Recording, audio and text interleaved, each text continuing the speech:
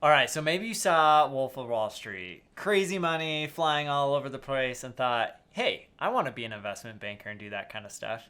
So today we're going to talk about what's required to be an investment banker, top reasons why you might want to do it, but also stay to the end because we'll talk about some of the reasons you might not want to do it. All right, so first, what is an investment banker? Well, I hate to break it to you, but being an investment banker does not mean that you're like traveling around on yachts throwing money all over the place. It also isn't necessarily mean that you're making big bets and investing in companies and, charting the history of the world. Really, an investment banker is somebody they're kind of like a realtor, but for businesses. So they help companies raise money, or they help companies sell, or they help investors find companies to invest in. And investment banking is one of the oldest professions out there. Dates way back thousands of years. And because it's this basic idea of, hey, there are people that have resources and there are people that need resources, and they don't always know each other. And so they need somebody to sit in the middle, like an investment banker, to connect the two. So in investment banking, like I said, an investment banker is connecting people with assets or with capital, investors with companies that need that capital. There are lots of different types of investment bankers. Some are helping companies acquire other businesses. So that would be like a mergers and acquisitions investment banker. Sometimes they're helping governments. So you have investment bankers that help raise municipal bonds, and they'll go out to invest. They work with local governments, and then they go out to investors and have those investors invest in those bonds. And then those bonds are paid with the taxes and are used to build roads and infrastructure and other things. Sometimes you have investment bankers that focus on taking companies public. So maybe you have a company that's reached a certain stage and they need to raise more money and they want access to the public markets. And so they'll work with an investment banker to take their company public and be traded on an exchange. Sometimes those companies, whether they're publicly traded or still private, will work with an investment banker to help them raise money from investors. And they go to those investment bankers because the investment bankers have relationships with lots and lots of different types of investors. So what does the job look like for an investment banker? Well, a lot of it, as you can probably guess, is relationship driven, right? There's also a lot of sales that goes into it. So if you're representing a company, you're going and you're representing them to investors and you're trying to sell those investors on why they should invest in the company or buy them or what have you. It also means that you have to really understand these companies. So be able to dive deep into the financials and the business models and the management teams and those types of things. And a lot of investment bankers are really picky on the types of companies that they'll work with. Just like a realtor may not represent every house that they possibly could, they only want to represent those that they think they can sell. It's the same thing with investment bankers. They'll work with companies that they think they can sell, a story they think they can sell to investors. With all of that as context on what investment bankers do, the question is, how do you get a job in investment banking? Well, if you're still in school, fresh out, trying to figure out how to get that job in investment banking, here are some helpful tips, hopefully. One, you got to understand basic valuation theory and methodology. So that would include things like how to run comparables analysis or how to build a discounted cash flow valuation. You need to really understand the ins and outs of how to build financial models and how to project things. So that's a big thing. And when you interview with investment banks, they're going to be looking for those technical skills.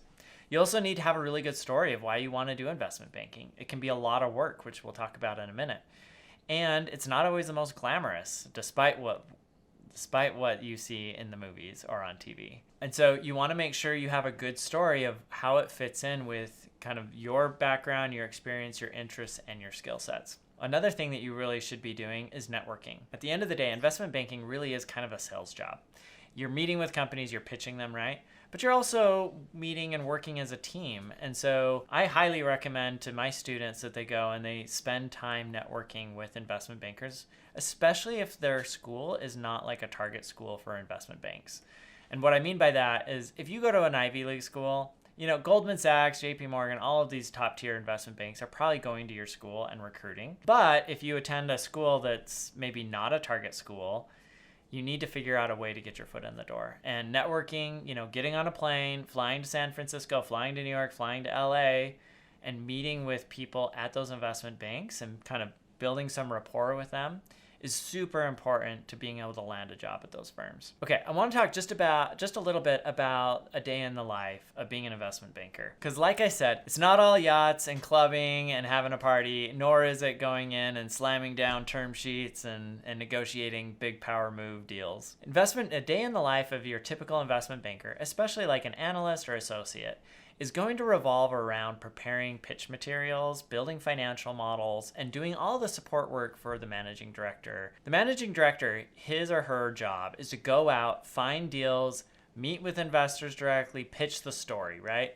And oftentimes they'll be out on the golf course meeting with clients and working with them to get deals done. Your job as an analyst or associate is to provide all the underlying data support that they need in order to convince investors to invest in the deal. So like I said, this means that you might be building financial models. It could be that you're building pitch decks, and it's a very fast-paced environment. So you could get hit up at all times of the day or night to get these materials updated, ready to go for the clients. So what does this mean? Investment banking is a place where you can make a lot of money. Typically, investment bankers are charging anywhere between 1 to 6, upwards of 6% of the total amount of money that they raise. So if you raise $100 million for a company, you could be pocketing $2 or $3 million for that one deal that you helped put together. I mean, one deal could carry, a whole group for a year, right, on $3 million worth of fee. And that's where you see investment bankers make a lot of money. But you're going to probably churn through a lot of deals that never fully consummate before you get one that does. So it can be a lot of work. It can be really stressful because it is sales at the end of the day in a lot of ways. As an analyst, you're probably going to be you should expect to be putting in somewhere between 80 to 120 hours a week. If you're on a live deal, some big company is acquiring another, you could be cranking on that like night and day, pulling all-nighters for weeks on end. Like I have friends that have worked on some of the biggest M&A transactions, and they basically disappeared for a month, right? When you're not working on a big deal, you're still working on pitch decks because the MD wants to create those decks to go out and pitch companies on why they should use their services. So it's a lot of deck building. It's a lot of PowerPoint, a lot of Excel, a lot of building financial models. And you got to just be ready that you're going to be working kind of those 80 to 120 hour weeks. Now, pay ranges from, call it 100 base to 100, maybe 130, 140 base, but then you also tack on bonus as an analyst. And those bonuses can be anywhere between, call it $25,000 to $75,000. The pay is really good, but when you factor in that you're essentially working 2 full-time jobs, if you're working 80 hours a week, then you're like, then you cut the numbers and you're closer to making kind of $80,000 to $100,000 a year, which, don't get me wrong, still great. The other real benefit is that you set yourself up for a really great career later on, because lots of people look at investment banking and they know that it's a grind, but they also know that it comes with really good training, comes with good experience, and if you've made it through that grind, you signal to potential employers that you are an exceptional candidate in most cases, right? You know how to grind. You know how to work hard. You paid your dues. Anyways, I hope that was helpful. If that was interesting, check out some of my other videos, like how to contact a venture capital firm.